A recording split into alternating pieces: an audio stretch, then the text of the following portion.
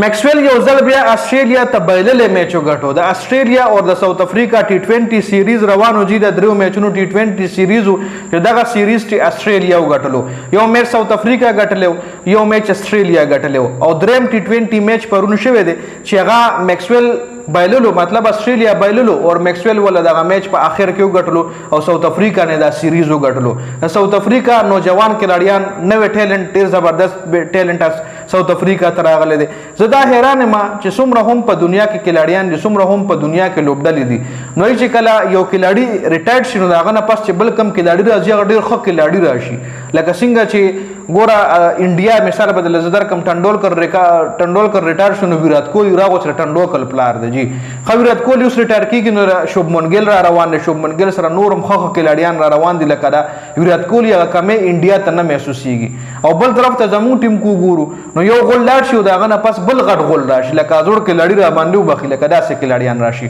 نو دا استرالیا او د ساوث افریقا چې کم نوجوان کلاډیان راځي ډیر ټیلنټډ کلاډیان دي ډیر خپل گیم کوي جی د ساوث افریقا کلاډي او راغله د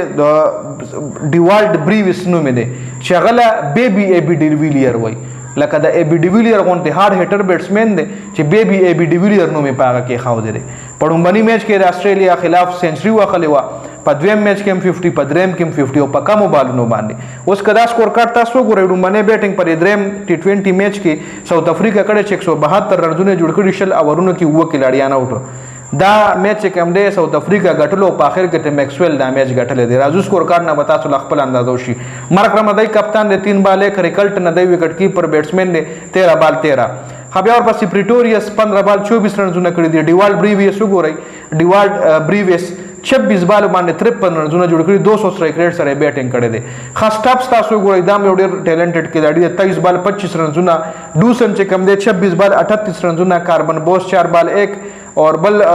سینوران 8 بال 9 رنونه رباډا 2 بال 4 او کوانا وفاقا او لونګي انګيډي بیټینګ پکې نه دی راغلي خره استرالیا تاسو ګوره جوش هیزل وډ 4 اور 30 رنونه ورکړي 2 وکټي ارون هارډي 2 اور 33 وکټ یومنا ډوارشیس 4 اور 37 وکټ یومنا نیتن ایلس 4 اور 31 3 وکټي زمپا 4 اور 24 2 وکټي میکسویل 2 اور 15 وکټ یومنا خا 173 رنز ټارګټ چې کړه استرالیا ته ملو شو نو استرالیا بیټینګ لاین اپ کتا سو ګورئ نو په 19.5 بال باندې دا میچ غټلې اخرنی بالا پورې میچ تل دي او دوی ور پس 173 کړي خو کلاډیان اوټي او دا میکسویل ول دا میچ غټل ک میکسویل اوټ وي او دا میچ استرالیا نشو غټل ځکه کتا سو ګورې میچ مار شو رنونه کړی دی بیا نور خطه بیټینګ فلاپ شوه دی هډ 18 بال 19 رنونه کړی ټریویس هډ جوش انګلس 1 بال 0 گرین 8 بال 9 ټیم ډیوډ 9 بال 17 او میکسویل نټ اوټ پاتې شوه چې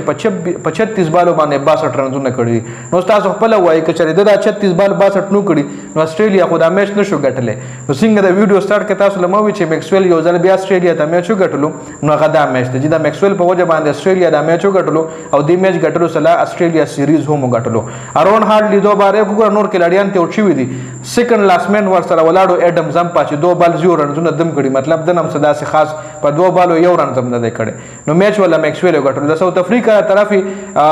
کګیسو رباډا 4 اور 32 2 وکټي مارکرم 2 اور 6 یو وکټا انګيډي 4 اور 34 وکټ یومنا مپاکا 3 اور 36 2 وکټي سنوران 3 اور 34 وکټ یومنا کاربن بوس 4 اور 26 3 وکټي نو دا مکمل سکور کارډو چې دا میچ استرالیا وګټلو او سیریز ته هم وګټلو